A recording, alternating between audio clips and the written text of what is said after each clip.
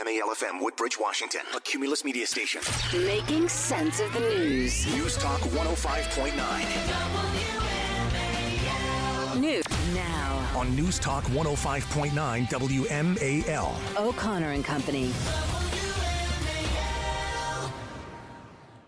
It is 6:37 on News Talk 105.9 WMAL, making sense of the news. Happy Friday to one and all. I'm sitting here with Patrice Onwuka. Patrice, happy Friday to you. Happy Friday to you and all the listeners. And all the listeners. We've got Phil Wegman joining us in the next hour, Hans von Spakovsky, and then Denise Rucker-Krepp. She's a D.C. attorney joining us. Joining us right now, though, is Horace Cooper. He's the author of the new book, Put Y'all Back in Chains, How Joe Biden's Policies Hurt Black Americans.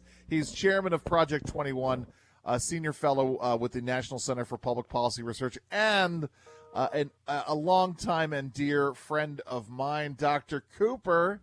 So John Mellencamp apparently thinks that only 1 or 2% of black Americans or 10% of black Americans live better than they did than they did as slaves in America. Your reaction to this craziness? Well, that's just pitiful. Yeah. I guess I would say racism much. Yes. The idea that you can't even look out just with your eyes. You don't need a statistician. You don't need to look at the data that's coming out every month from the Department of Labor to understand that black Americans have a lifestyle that is better than any black person in any other country on the planet. This is like winning a lottery to live in America. Could we improve? Well, there's always a desire to do better. And the purpose of my book is to show how we've lost some ground. But the idea that things are as bleak as they were more than 100 years ago, more than 150 years ago, that's just ridiculous on its face. Well, you're Dr. Cooper, you're speaking to a black woman, an immigrant, married to an immigrant, raising black boys. And we are not actually a unicorn. We live in a community full of middle-class, upper-middle-class blacks. And so, I just find that it's astonishing that you have people who actually think this way. But then those are the people who call for policies that dumb down education, that remove school choice, that removes Amen. merit. Talk to us about why the left's policies are actually going to force more black people back into chains and into the slavery plantation. So the purpose of my book, and I'm glad you asked this question, the purpose of my book, I am not targeting or speaking directly to black Americans. I'm not necessarily speaking to conservatives or any white Americans. I want to talk to those people who think that the best way to help black America is to use the power of big government. I want to show them that when that happens, black Americans actually lose ground. Now, my book points out that in America, blacks are often like the canary in the coal mine. It is not the case that there are systemic policies targeting black Americans, but there are true big government policies that harm the family, that harm the free market, that hurt us all. Black Americans are just being hurt more. We're talking with Horace Cooper. He is the chairman of the National Advisory Committee for Project 21, the National Center for Public Policy Research, author of the book Put Y'all Back in Chains. Horace, I'm going to send you a curveball here because I want you to settle something that's in my mind, and I appreciate your advice. You taught at George Mason Law School.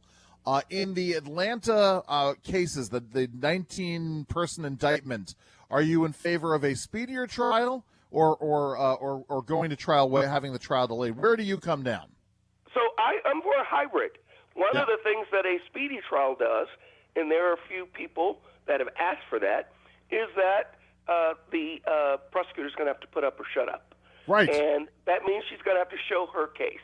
On the other hand, it is very likely that the former president and a few others are going to have their case removed to the federal court. By delaying a trial, they're going to give time for that deliberative process to occur.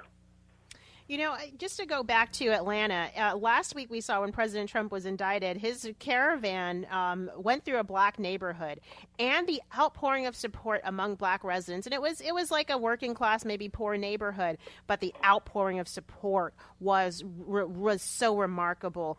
What do you make of this argument among the black elites in the media that, you know, somehow all black people hate President Trump and don't, you know, would never support him?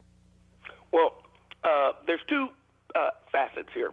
One is that there is a huge gap, a gender gap within black America where black men, particularly those who are blue collar, are disproportionately rejecting big government. In fact, if you go back 25 years, and I mentioned this in my book, black women and black men tended to vote the same. This was not true for white America.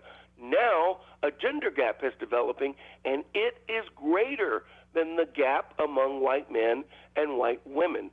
So that's one of the issues. And the second facet is the number is 85%.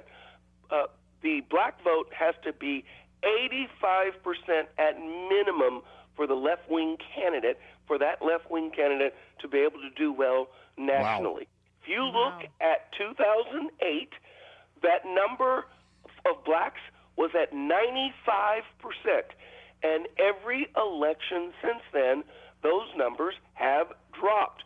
Wow. In 2022, the number of black Americans not voting for the left-wing candidate exceeded 12%.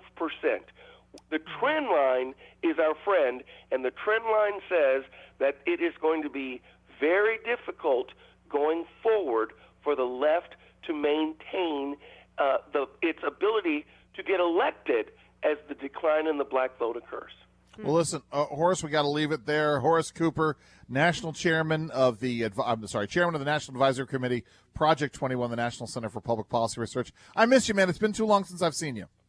Well, check me out on The Real Horace Cooper on Twitter. I will absolutely do that. Go and check that out. It is 6:43 on WMAL.